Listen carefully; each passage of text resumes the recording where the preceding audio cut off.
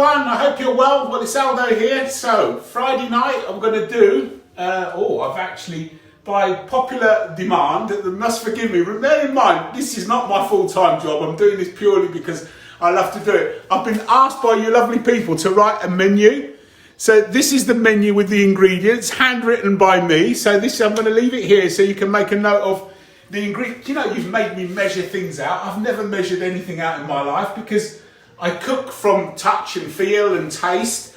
So it's very much, if something's not right, then I'll put a bit more, put a bit less. So that's the golden rule. I've put for the sake of it, and you are right, of course you are. You want to know what I'm using and what I'm not using.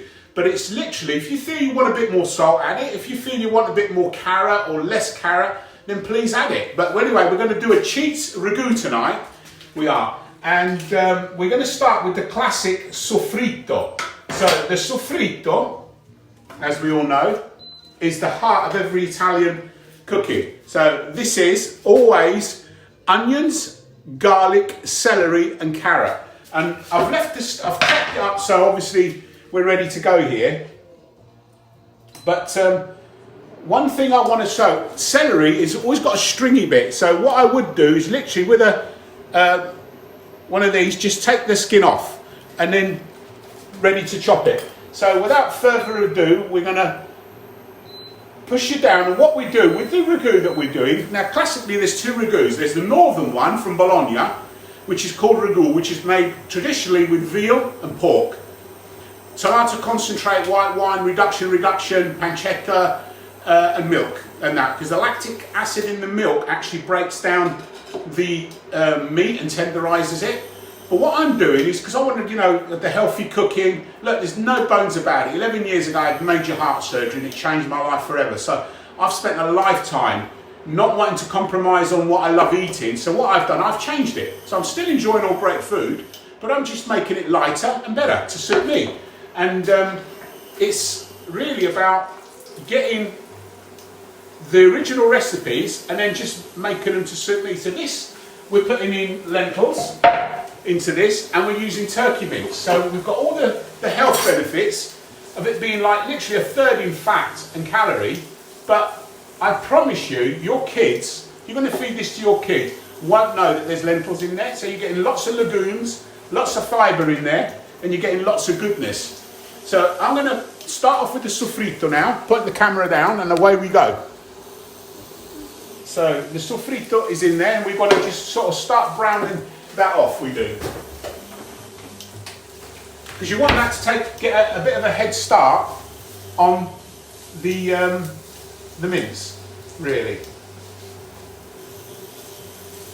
So what I'm going to do, and you'll have to forgive me, I'm doing this clicking thing, you know, I'm here on my own. Hello, I'm here on my own. Nobody here doing the camera. So I'm trying to learn as I go along. So I'm going to stop it for a minute and then be back in a second. Hi guys, I'm back. So I just wanted to show you, before I put the mince in, how the sofrito, so lovely and translucent, if you can see that. And now we're going to add the mince.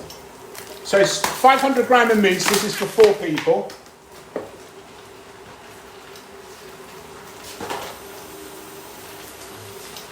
And again, the mince, at this stage, I would add some pepper. And I always salt and pepper as I'm going along as well, at every stage.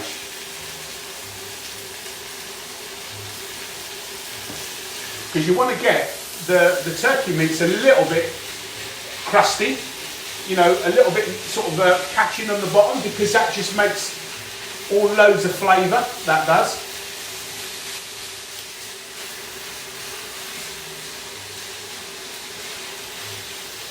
And again, once you've broken it down, so I'll say everything's getting mixed into it now, literally just leave it, and then it'll catch as it's going along. So that's going to take about 10 minutes to cook. I'll see you in about 10 minutes. Hi guys, I'm back. So I want to show you, as I said, it's just slightly caught now, that has, so that's really ready to cook.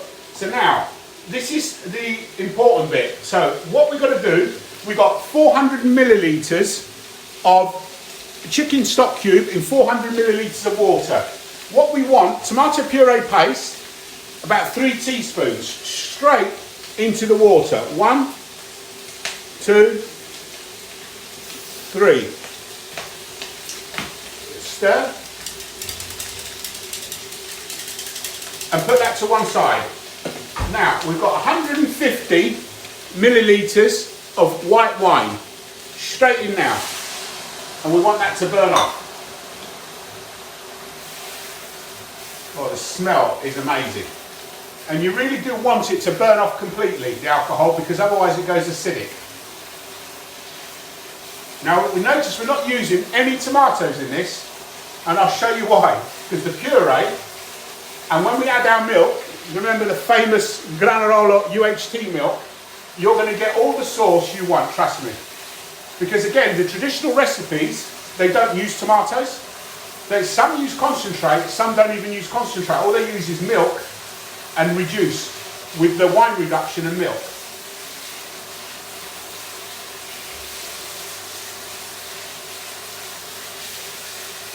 So that's burnt away now. Can you see there's no residual alcohol at the bottom?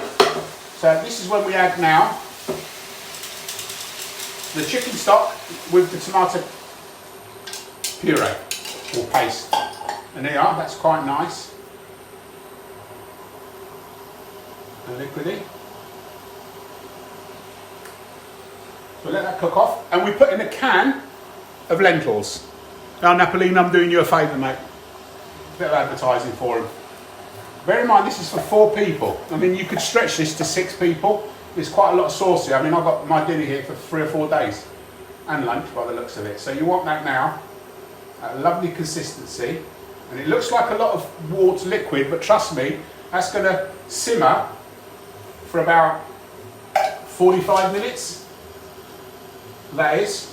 So, and that would literally reduce away. And then don't forget, you want it quite a little bit liquidy, because the spaghetti we cook.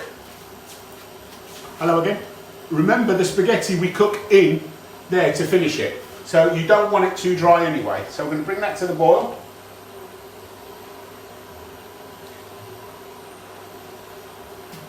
I'm going to measure out 100 millilitres of the milk. And that's starting to boil, that goes in now. And there you are, that goes a lovely orange flavour. Orange colour, sorry.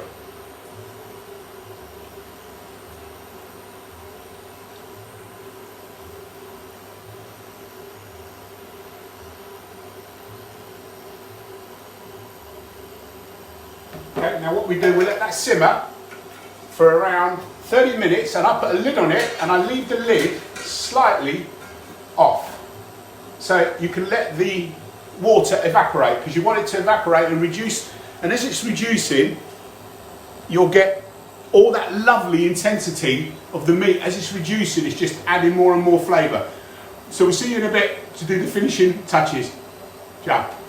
Hi, I'm back. So the pasta now, it's had its literally 5, 4, 3, 2, 1. Look how the sauce has reduced beautifully now, because we're going to cook the rest of it now in the pan. So spaghetti next to the pan, and we don't mind the water.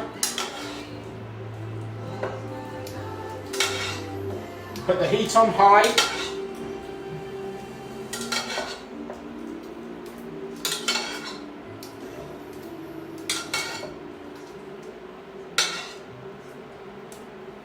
And remember, in Italy, the sauce, the flavour's in the sauce.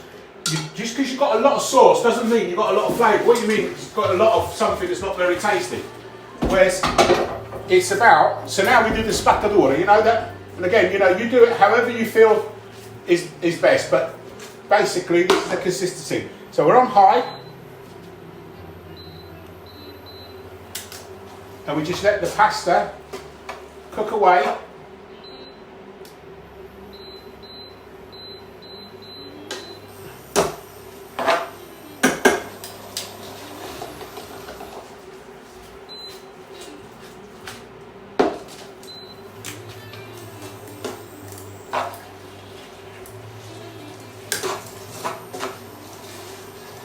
And there we are. See how it's took away all the sauce? So that's ready. So what I'm going to do, I'm going to plate up So lovely, people. There we are. Pasta alla ragu, Cheats version, but to look at that, you would never know. You would think that is the traditional recipe. You've got to trust me on this. You've got to try it. Because I tell you what, you ain't ever going to know there's lentils in there. You ain't ever going to know that's turkey mince. You're going to think that's pork and beef. It tastes fantastic. Stay safe, stay home. From Aldo, un abbraccio, un bacio e buon appetito, and have a great weekend. Ciao.